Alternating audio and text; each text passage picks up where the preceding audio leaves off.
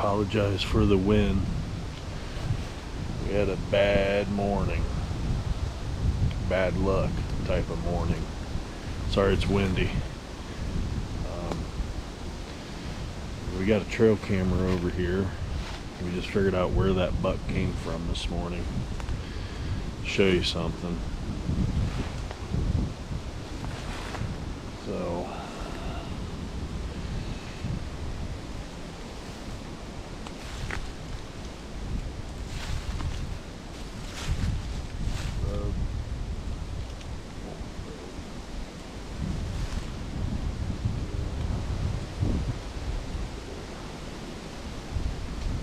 basically what he did is he's got rub line right here. He came in from this direction, this old logging lane.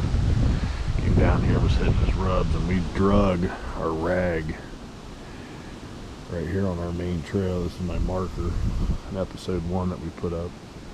I drug a rag all the way back to the stand this morning, and he basically went right down our markers, right down our path to our stand. So just basically blew it today, and I'll get into more detail, share with you here in this episode. But had a nice shooter buck this morning come through. You'll see here after a bit. Basically blew the shot. Jaxon was sitting with me today. Nice buck, wasn't it? Yeah. Came in on the right side of us. I basically was just able to get turned around, got set up, and we'll explain more. Stick with us, you're on the trails.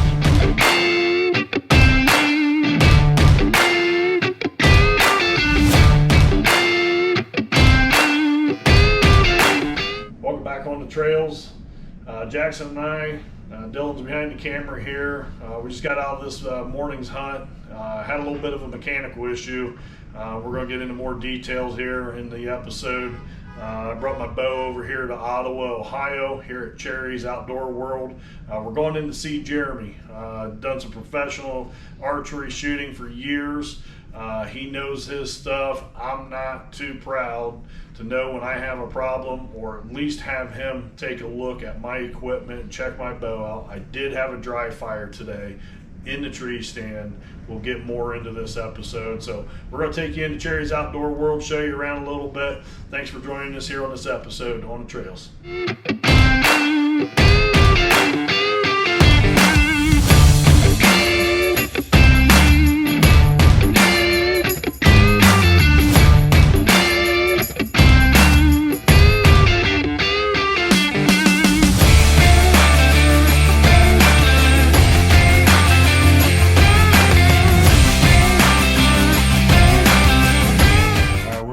Cherry's Outdoor World with Jeremie McCoy.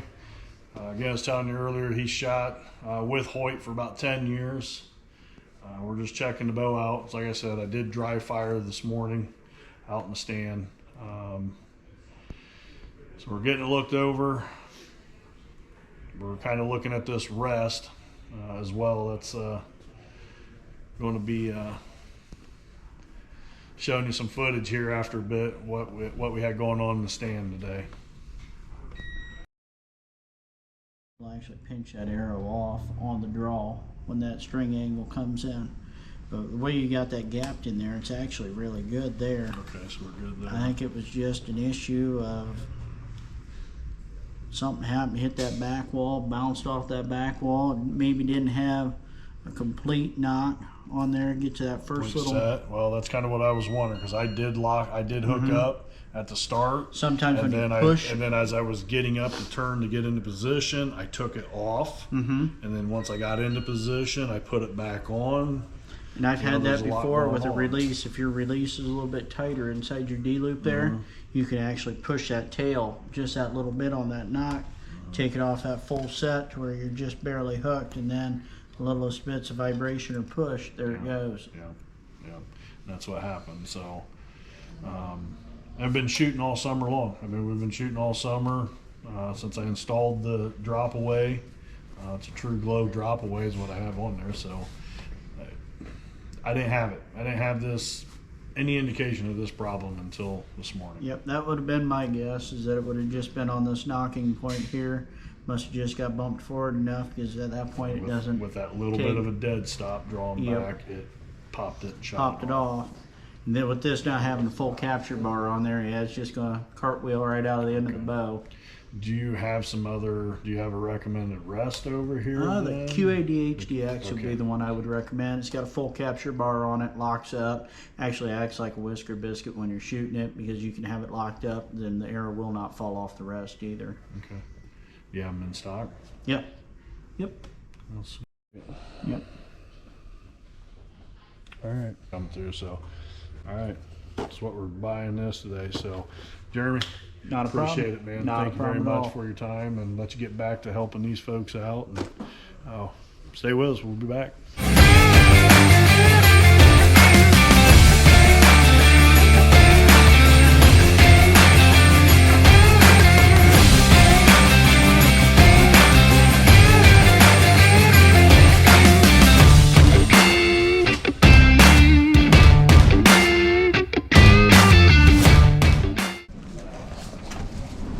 What do you got to say about that deer up there? That deer up there on by the door coming out, I know we didn't get much footage on it. You know, you'll see it here with that whole just happened this morning. It's windy as crazy out, but that deer that we just looked at coming out the door was almost spot on. Rack, you know, an 8, 10 base frame. That was it right there on the wall. My day is getting worse by the moment, so stick with us. We'll see how it ends. Hey, welcome back on the trails with us here. Dylan and I just got back from Cherry's Outdoor World there in Ottawa. I wanted to make a stop there today after we left our morning hunt. Jackson and I knew there was something going on with my bow.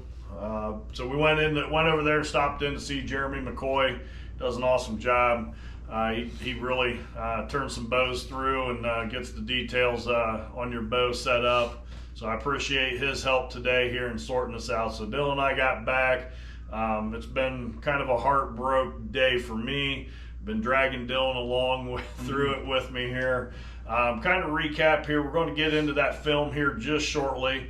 And I want to just kind of give you a quick explanation of what was going on. So Jackson and I went in this morning. We had high winds today. It's 40-mile-an-hour wind gusts. The morning was still on the calmer side of things compared to the day. But it definitely just was picking up, and it's been blowing hard today. So we got into the tree stand. We got in early. That tree stand we set up in episode 1 where we got the whole bee attack on us and things like that. We knew that tree stand was going to be in a really good spot. It was just a matter of getting it. It was actually only our fourth hunt sit in that tree stand. So we've seen a lot of deer. The footage you have seen, you know, coming from my tree stand and Dylan's tree stand. Dylan was over in his tree stand today, so he has some footage coming on that. Saw a couple nice little bucks this morning running through. One was just about met his maker to say. But we were out there, we got set up. This footage is going to be very early. It's low light conditions, which when those bucks are going to be moving through. They are out seeking. They are out looking for those hot trails. The doe's coming into heat. This buck was coming down, as you'll see, or you saw at the beginning of the episode here where they were coming down a rub line. He was checking his rubs, and I basically ran that drag rag. Yeah, everything was perfect this morning. Worked out just like you wanted to. Yeah, I hit that drag rag. I put it on our main trail, let it right back to the tree stand, and like 10 till 8, 7:50, 7:55. Shoot time was at 7:40.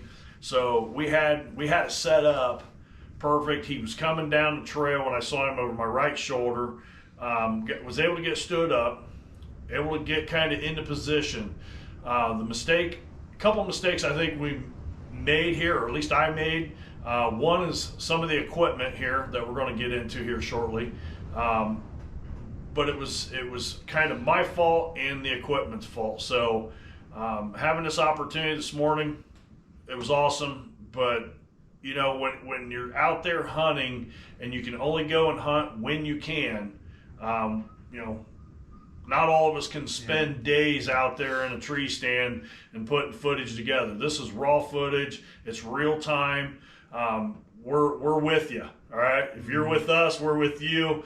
We are sitting out there, putting that time in that we can, and those opportunities arise. You have to have everything perfect and ready to go. And I'm going to get to this here shortly. I'll show you some damage caused because I did dry fire my bow here this morning, and I'll kind of go through that, and then you'll get to see the footage here real shortly and see exactly what happened. I apologize if you can't see the buck. He was literally 10 yards from my tree stand, but that low light, we may have caught his silhouette of him a little bit, but the GoPro just was not picking him up. But you're definitely going to see the mistake I made in this attempt to kill a really nice 10-point buck here today. So stick with us. Be right back.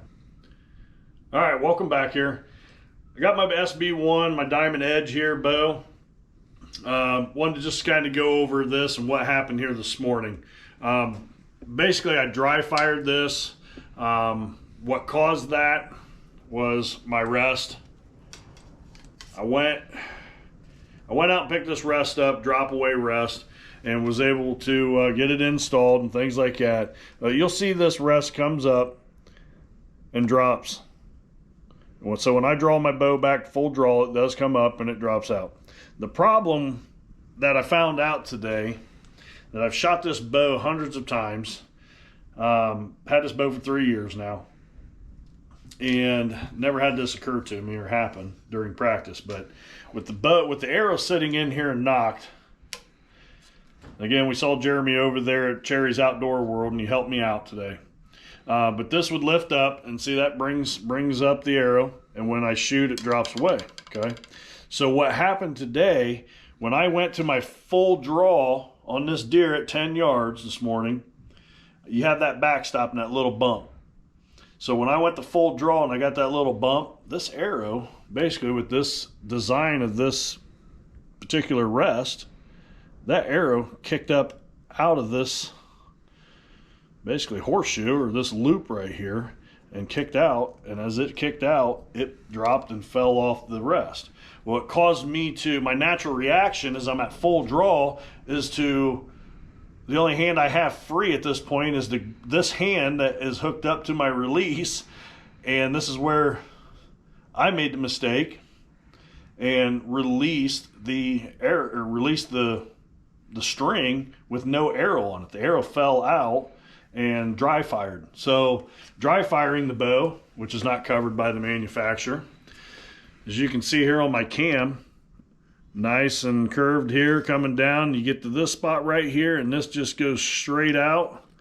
It's not supposed to be that way. This is basically a shot cam. If I would have shot this, it could have blown up.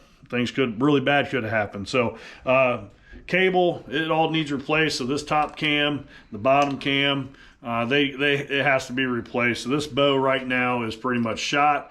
I'm better off by the time I get it repaired and fixed and everything else. I'm looking at just as much money and all that as it would go out and buy a brand new bow. So probably looking at a brand new bow. I will stick with the Diamond by Bowtech. It's made in America. It's USA branded bow. I like it, so I'm gonna stick with it. But you're gonna see here in the video right now, so stick with me, and you're gonna see that mistake that I made drawing my bow back on a nice 10-point this morning. And you know, we'll see what happens. He should be back. We didn't really spook him none, which was, you know, thankful for that. So I appreciate y'all sticking with us.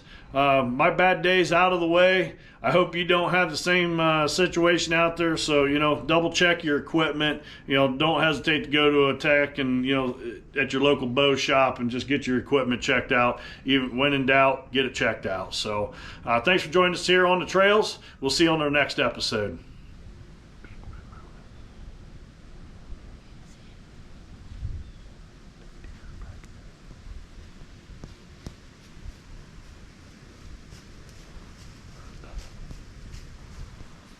Don't move. Don't move. Stop moving. Don't move. Don't move.